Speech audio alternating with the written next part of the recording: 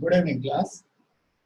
So this is एवियर sir और हम लोग आज भी एनसीईआरटी का क्वेश्चन ही सॉल्व करेंगे। आज हमारा चैप्टर नंबर 1 खत्म हो जाना चाहिए।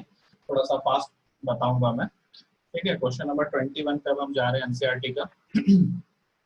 क्वेश्चन अगर आप पढ़ेंगे ध्यान से तो आपको क्वेश्चन बोल रहा है एक कंडक्टिंग स्फीयर है जिसका रेडियस दे दिया है और अननोन चार्ज दिया है।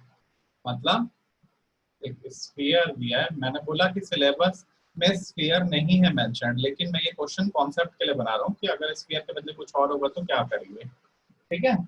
तो इस पे अननोन चार्ज क्यू दे दिया है और इसका रेडियस कितना दिया बेटा मेरे को 10 सेंटीमीटर। और मुझे पूछ रहा है इससे 20 सेंटीमीटर दूर किसी पॉइंट पे इलेक्ट्रिक फील्ड ई दे दिया है कितना 1.5 इंटू 10⁻³ न्यूटन पर कूलम। तो मुझसे अननोन चार्ज क्यू पूछा जा रहा है, ठीक है। मुझसे अननोन चार्ज क्यू पूछा जा रहा है। एक और चीज ध्यान देंगे, यहाँ पे रेडियली इनवर्ड बोल रहा है, मतलब कि जो स्फीयर है उसमें अंदर की ओर आ रहा है। कौन आ रहा है अंदर की ओर? इलेक्ट्रिक फील्ड लाइंस अंदर की ओर आ रही है। अंदर की ओर आ रही है मतलब डेफिनेटली इस स्फीयर के ऊपर कैसा चार्ज होगा? नेगेटिव। इनवर्ड जैसे ही बोलेगा मतलब नेगेटिव चार्ज। ये कॉन्सेप्ट नंबर 1 आपको समझ में आना चाहिए, ठीक है। चलो तो अब देखते हैं, हम फॉर्मूला लगाते हैं। भाई अगर स्फीयर के बाहर कोई पॉइंट है जो उससे 20 सेंटीमीटर दूर पे है तो मैं इसको इक्विवेलेंटली मान लूंगा कि यहीं पे मेरा चार्ज क्यू है और इससे 20 सेंटीमीटर दूर पे मेरे को इलेक्ट्रिक फील्ड दिया। तो मुझे पता है इलेक्ट्रिक फील्ड क्या होता है भाई, 1/4πε0 Q अपॉन R का स्क्वायर। R दे दिया है, हाँ दे दिया है। E दिया है, हाँ दिया है। कितना दिया है? 1.5 इंटू 10⁻³ और क्या पूछ रहा है मेरे को? 1/4πε0 मुझे पता है। तो मुझसे पूछा क्या जा रहा है? Q। तो एकदम सिंपल सा क्वेश्चन है, यहाँ पे कुछ भी नहीं करना है, मेरे को खाली वैल्यू पुट करनी है और मैं कर दूंगा। 1.5 into 10⁻³ is equal to 9 into 10⁻9 into Q divide by distance. 20 centimetre है तो डिस्टेंस डी या आर को मैं क्या लिखूंगा? 20/100 मीटर में कन्वर्ट करूंगा। तो ये कितना हो गया? 2/10 इंटू 2/10। अब अगर ध्यान से देखो, ये 3 से कटता तो ये कितना होगा? 0.5। ये 3 से कटता, ये कितना हो गया? 3। अभी ये 2 है, ये 2 है, ये 2 को इधर लेकर गया तो 2/10 into 2/10 into 0.5 into 10⁻³ divided by 3 into 10⁻9 is equal to Q, ठीक है। इसको जब आप सॉल्व करोगे तो लगभग ये आ जाएगा 6.67 इंटू 10⁻⁻9 कूलम। बहुत इजी न्यूमेरिकल है, आपको कुछ नहीं करना है, डिवाइड मल्टीप्लाई करना है, आप कर सकते हो। कॉन्सेप्ट खाली आपको समझना था क्वेश्चन नंबर 21 का जो समझ में आ गया। चलिए next question number 22। Again this is very good question, पढ़िए ध्यान से। क्वेश्चन क्या बोल रहा है?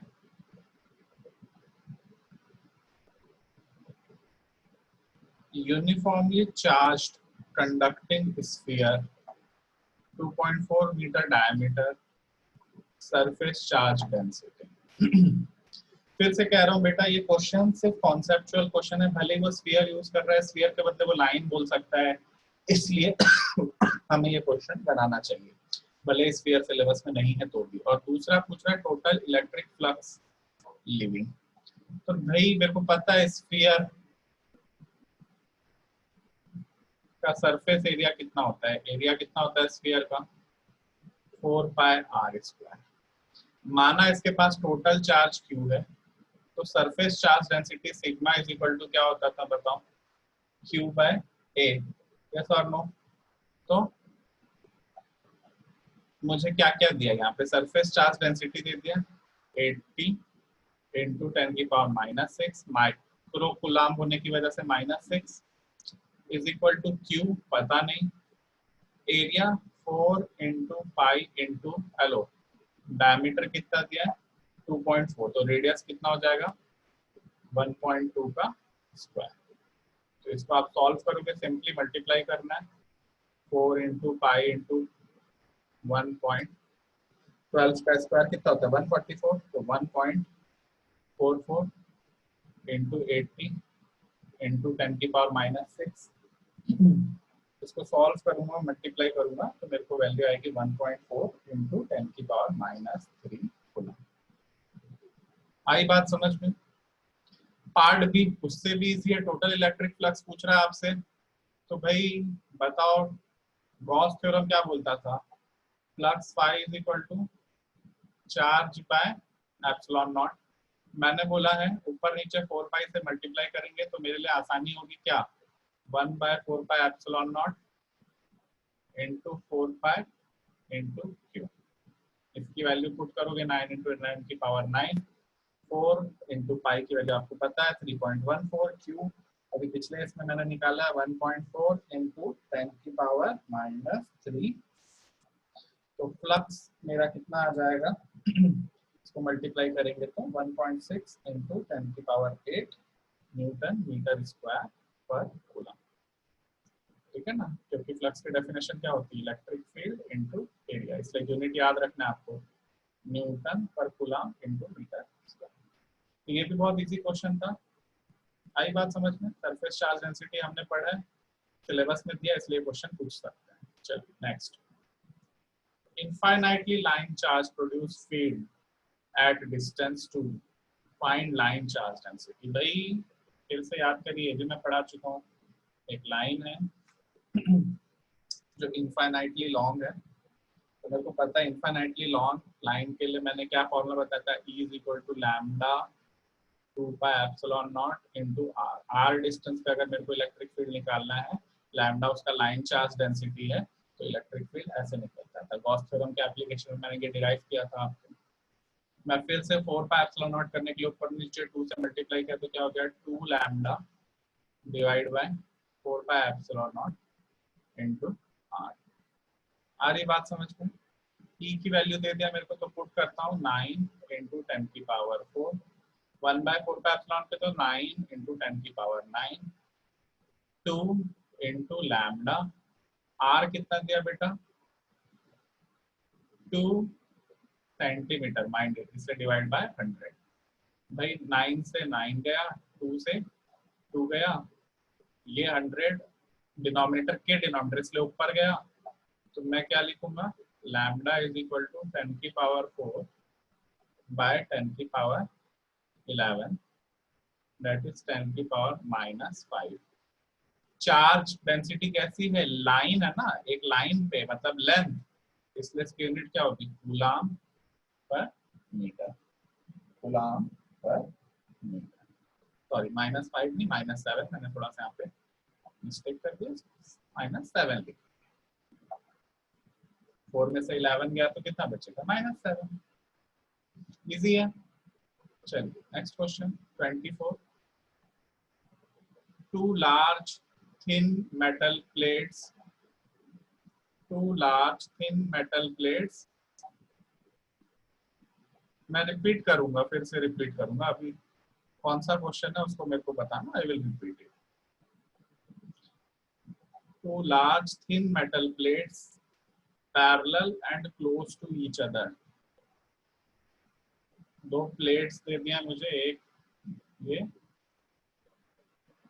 पैरेलल है और एक दूसरे के पास है, ठीक है। अपोजिट सरफेस चार्ज डेंसिटीज, इस पे अगर 17 है तो इस पे -17। क्वेश्चन नंबर 24 रिपीट कर रहा हूँ, 23 को फिर से बताऊंगा, डोंट वरी, ठीक है। अब मुझसे पूछा जा रहा है इलेक्ट्रिक फील्ड बताओ। ये क्या दिया है, सरफेस चार्ज डेंसिटी सिग्मा दिया है मेरे को, outer region of first plate, outer region of second plate and between the plates. कैसे करेंगे, चलो समझते हैं इसको।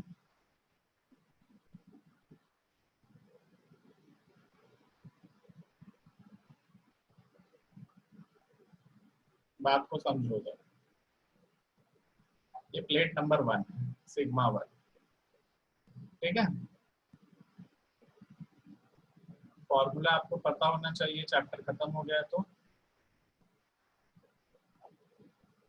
ये प्लेट नंबर 2 है, लेकिन इसका अपोजिट चार्ज है, इसलिए माइनस सिग्मा 1, ठीक। अगर माइनस है तो इलेक्ट्रिक फील्ड इसकी तरफ आ रहा होगा, यस और नो? लेफ्ट साइड से देखूं चाहे राइट साइड से देखूं, इलेक्ट्रिक फील्ड जो है इसको 2 ही मानता हूं, इसकी तरफ आ रहा होगा। वहीं अगर प्लस है तो उससे दूर जा रहा होगा, इसलिए E1 इससे अवे जा रहा है और E1 इससे भी अवे जा रहा है। क्यों ऐसा हो रहा है? क्योंकि ये प्लस है। और ये ऐसा क्यों हो रहा है? क्योंकि ये कैसा है? माइनस। यस और नो? उसके बाद ये E2 यहाँ पर है, यहाँ पर भी E2 कहाँ पर जा रहा होगा? इसी डायरेक्शन में जा रहा होगा। इस क्वेश्चन को ध्यान से समझेंगे। वैसे ही ये E1 है तो यहाँ पर भी कहाँ पे जा रहा होगा? यहीं पे जा रहा होगा। आ रही बात समझ में? तो टोटल मेरे को 3 रीजन्स दिख रहे हैं। 3 रीजन्स कैसे दिख रहे हैं? ये लेफ्ट वाली प्लेट के लेफ्ट साइड में, ये वाला एरिया में। नंबर 2 इनके बीच में। नंबर 3 राइट वाली प्लेट के राइट साइड में। दिख रहा है या नहीं दिख रहा है? जो सिग्मा 1 है वो पॉजिटिव है, इसलिए अपने से दूर जा रहा है। यहाँ पर भी दूर बनाया, यहाँ पर भी दूर बनाया, यहाँ पर भी क्या बनाया मैंने? दूर बनाया। जो सिग्मा 2 है वो नेगेटिव है, इसलिए वो पास आ रहा है, इसलिए यहाँ पर भी क्या बनाया मैंने? टुवर्ड्स बनाया। यहाँ पर भी क्या बनाया मैंने? टुवर्ड्स बनाया। और यहाँ पर भी क्या बनाया मैंने? टुवर्ड्स बनाया। आ रही बात समझ में? यस और नो? तो आप देख सकते हो कि यहाँ E1 और E2 एक दूसरे के अपोजिट हैं रीजन नंबर 1 में, तो इलेक्ट्रिक फील्ड यहाँ पे क्या होना चाहिए? E2 minus E1। Reason number 3 में भी आप देख सकते हैं कि E2 E1 अपोजिट है, इसलिए E3 इज इक्वल टू, मतलब यहाँ पे भी इलेक्ट्रिक फील्ड क्या होना चाहिए? E2 minus E1। ठीक है। लेकिन रीजन नंबर 2 में आप देखो E2 भी राइट साइड जा रहा है, E1 भी राइट साइड जा रहा है, इसलिए रीजन नंबर 2 में बीच में, प्लेट्स के बीच में दोनों इलेक्ट्रिक फील्ड क्या होगी? क्या होगी? एड अप होगी। आ रही बात समझ में? रीजन नंबर 1 में ब्लू वाली लेफ्ट साइड जा रही है, रेड वाली राइट साइड जा रही है, एक दूसरे के अपोजिट है, इसलिए सब्ट्रैक्ट किया E2 minus E1। Reason number 3 में ब्लू वाली फिर से राइट जा रही है, रेड वाली लेफ्ट जा रही है, अपोजिट है, इसलिए माइनस किया। मिडल रीजन में दोनों ऐड अप हो रहा है, इसलिए ऐड किया। ये कॉन्सेप्ट समझ में आना चाहिए। आ रहा है समझ में? उसके बाद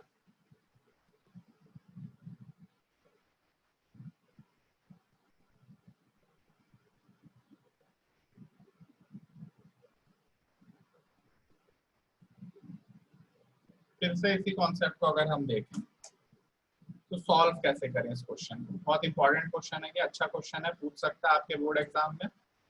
तो सॉल्व कैसे करें इसको, देखो ध्यान से क्या करता हूँ मैं। अब तक तुमको क्या समझ में आया? मैं देखूं कि भाई मेरे पास ये एक प्लेट दिया है, इस पे पॉजिटिव चार्ज दिया है, ये एक प्लेट दिया है, इस पे नेगेटिव चार्ज दिया है। पॉजिटिव चार्ज जो होता है भाई, पॉजिटिव इंसान जो होता है अपने से बाहर पॉजिटिव भेजता है, ये इधर भी पॉजिटिव भेजेगा, ये इधर भी पॉजिटिव भेजेगा, E1 एंड E1, और ये इधर भी पॉजिटिव ही भेजेगा, E1। लेकिन जो नेगेटिव आदमी होता है वो अपनी तरफ खींचता है नेगेटिविटी, E2 भी इसकी तरफ आएगा, E2 भी इसकी तरफ आएगा, और E2 भी इसकी तरफ आएगा।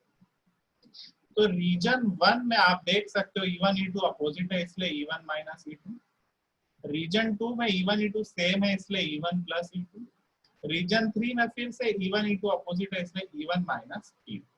नाउ प्लेट के लिए मैंने आपको बोला था, गॉस थ्योरम जब पढ़ाया था, इलेक्ट्रिक फील्ड होती है sigma by 2 epsilon naught, sigma by 2 epsilon naught for parallel plate, for infinite plane sheet या प्लेट के लिए मैंने बताया था। तो रीजन 1 में दोनों इक्वल एंड अपोजिट है, इसलिए इलेक्ट्रिक फील्ड की वैल्यू क्या हो गई, 0। रीजन 3 में भी दोनों इक्वल एंड अपोजिट है, इसलिए इलेक्ट्रिक फील्ड की वैल्यू क्या हो गई, 0। लेकिन मिडल रीजन में, in middle is 2 times of E1, क्योंकि दोनों ऐड हो रहे हैं, 2 into sigma by 2 epsilon not. अब बेटा मैंने फिर बोला है कि ये 2 से तो 2 कट गया, मेरे को एप्सिलॉन नॉट नहीं मांगता, मेरे को 1/4 पाई एप्सिलॉन नॉट मांगता, तो 1/4 epsilon not into 4 pi sigma into 4 pi sigma. तो इसकी वैल्यू अब आप रखो 9 इंटू 10⁹ इंटू सिग्मा, सिग्मा आपको देकर रखा है उसने, सिग्मा की वैल्यू उसने दिया था कितना, 17 इंटू 10⁻22 इंटू 4 पाई, 4 पाई को आप मल्टीप्लाई करोगे 4.314, on multiplication of this you will gate 1.9 into 10⁻10, और इलेक्ट्रिक फील्ड की यूनिट होती है न्यूटन पर कूलम, न्यूटन पर कूलम। तो यहाँ पे हमने 3 क्वेश्चन बनाए, प्रवीण ने बोला सर समझ में नहीं आया, फिर से रिपीट करिए। अब मैं तीनों ही क्वेश्चन फिर से मैं रिपीट कर देता हूँ, ठीक है। पहला क्वेश्चन था 22 से मैंने स्टार्ट किया बनाना, तो क्वेश्चन नंबर 22 को हम पहले रीड करते हैं, मैं रब कर देता हूँ सब, ठीक है। I will again start, don't worry.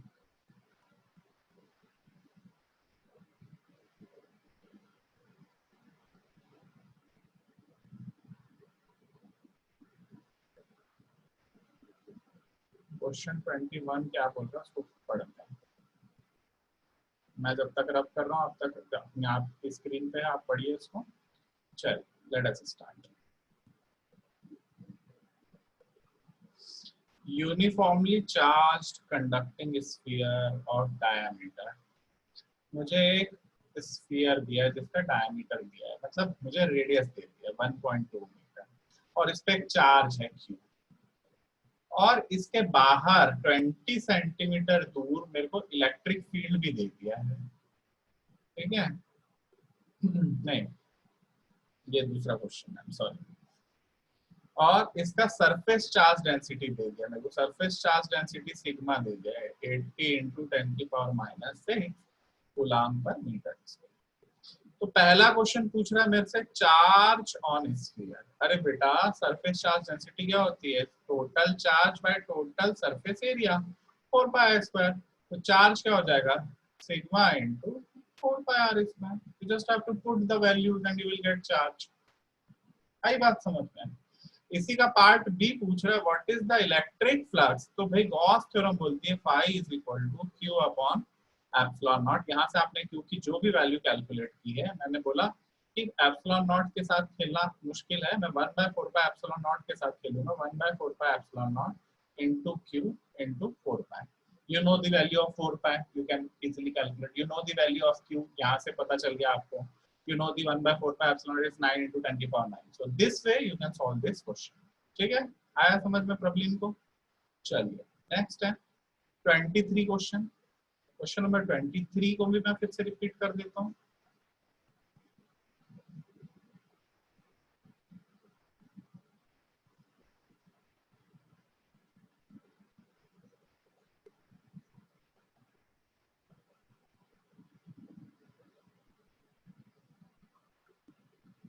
Twenty three क्या कह रहा है, अब तक आप पढ़ चुके हैं।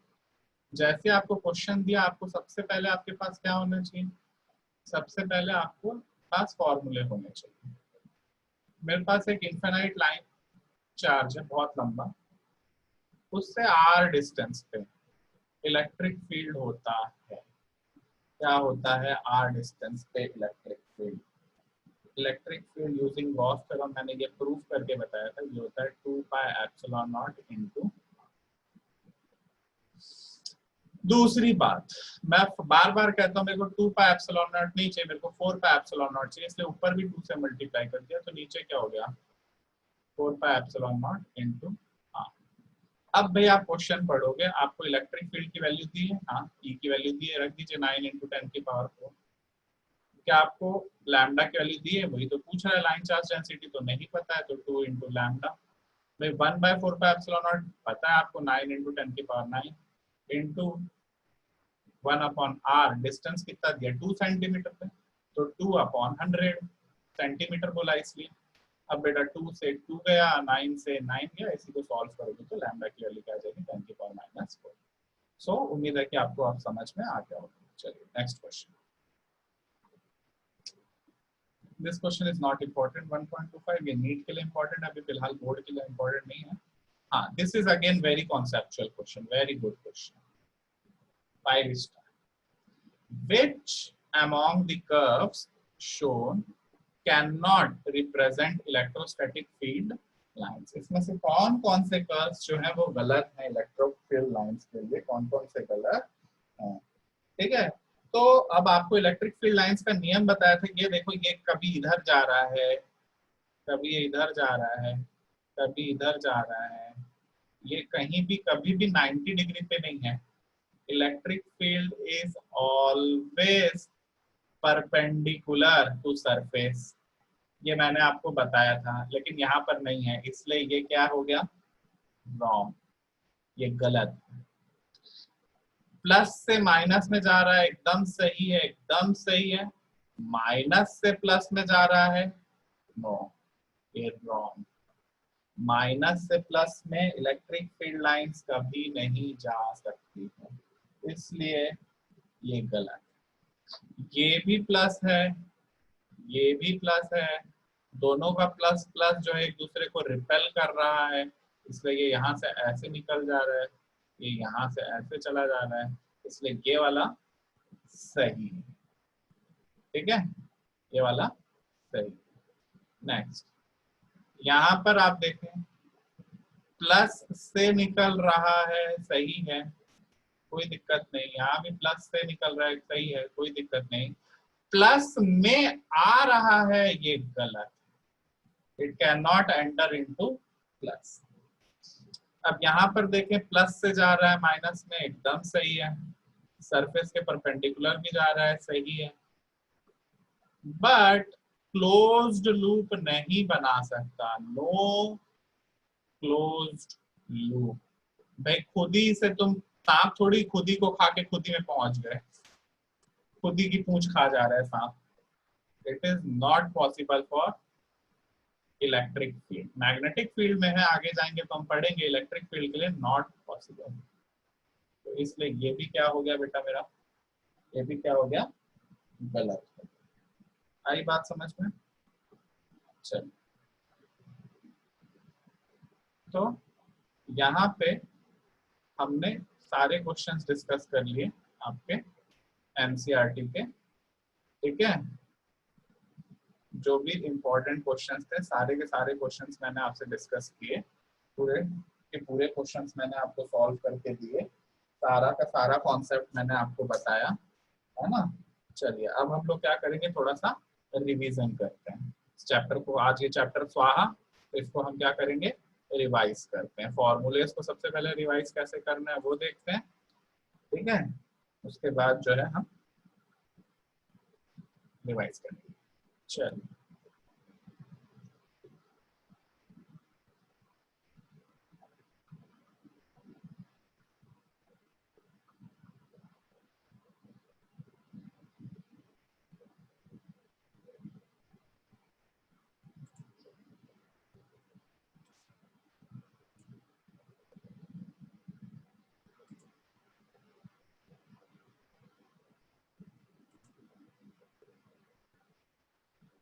तो क्या क्या हमने देख लिया, कूलम्स लॉ देख लिया है भाई, ये फॉर्मूला आपको पता होना चाहिए कूलम्स लॉ का इस चैप्टर को पढ़ने के बाद। Force F is equal to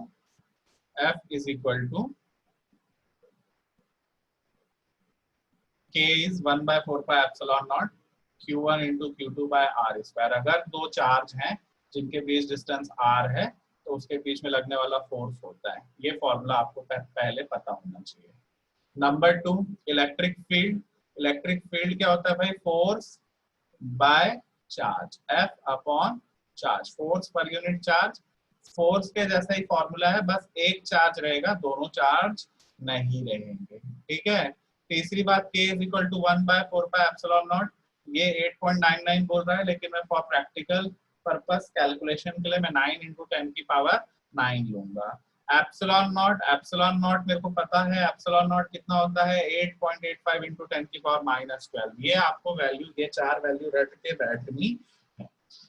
उसके बाद हमने टॉपिक देखा था क्या, line charge density that is charge per unit length, surface charge density that is charge per unit area, volume charge density that is charge per unit volume. तो ये formulas आपको पता होने ही चाहिए, ठीक है।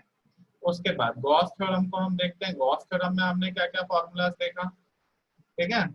गॉस थ्योरम में हमने क्या क्या फॉर्मूला देखा भाई। गॉस थ्योरम, सबसे पहले इलेक्ट्रिक फ्लक्स की डेफिनेशन मैंने आपको बताई। इलेक्ट्रिक फ्लक्स होता है electric field into area into cos theta, इसके बीच का डॉट प्रोडक्ट निकालते हैं, जो कि मैग्नेटिक फ्लक्स और इलेक्ट्रिक फ्लक्स, कोई भी फ्लक्स जो होता है वो एक स्केलर क्वांटिटी होता है, इसलिए हम इसका डॉट प्रोडक्ट निकालते हैं। अगर ये छोटे छोटे एरिया के लिए करेंगे तो इसी को मैं इंटीग्रेट करूंगा, इसी को मैं क्या करूंगा, इंटीग्रेट करूंगा। तो गॉस अंकल ने बोला कि टोटल फ्लक्स होता है total charge enclose upon epsilon not, total charge enclose upon epsilon not, ठीक है। ये गॉस अंकल ने हमको बोला। उसके बाद electric field due to infinite line of charge, आज हमने क्वेश्चन किया, अभी मैंने बताया था lambda by 2 pi epsilon naught into r, ठीक है। उसके बाद रिंग के लिए हमको नहीं है, डिस्क के लिए हमको नहीं है, इनफाइनाइट शीट के लिए है। कितना होता है इनफाइनाइट शीट के लिए, अभी मैंने सॉल्व करके दिया है, सिग्मा बाय 2 एप्सिलॉन नॉट। फिर स्फीयर के लिए भी नहीं है और शेल के लिए भी नहीं है। तो इस चैप्टर में टोटल हमें कितने फॉर्मूलेज याद करने हैं, उसको ही अब हम लिखते हैं यहाँ पे। इस चैप्टर में हमें टोटल कितने फॉर्मूलेज याद करने हैं, उसको ही अब हम लिखें, ठीक है। उसके बाद ये चैप्टर खत्म, फिर चैप्टर नंबर 2 कल से स्टार्ट कर देंगे। तो भाई कितने फॉर्मूले देखे मैंने, फोर्स एफ,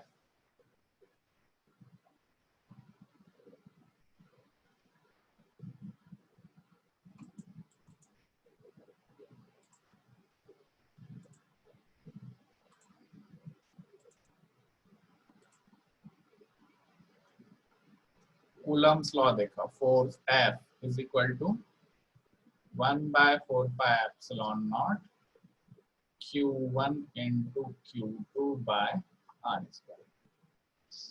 दूसरा फॉर्मूला देखा, electric field is F upon Q that is 1/4 pi epsilon naught capital Q upon R due to point charge, due to point charge, ठीक है। नंबर 3 गॉस थ्योरम हमने देखा, flux phi is equal to vector E dot vector A या E into A into cos theta. और क्या देखा हमने, Gauss law यही बोल रहा है Q अपॉन एप्सिलॉन नॉट, देखा हमने, ये भी देखा।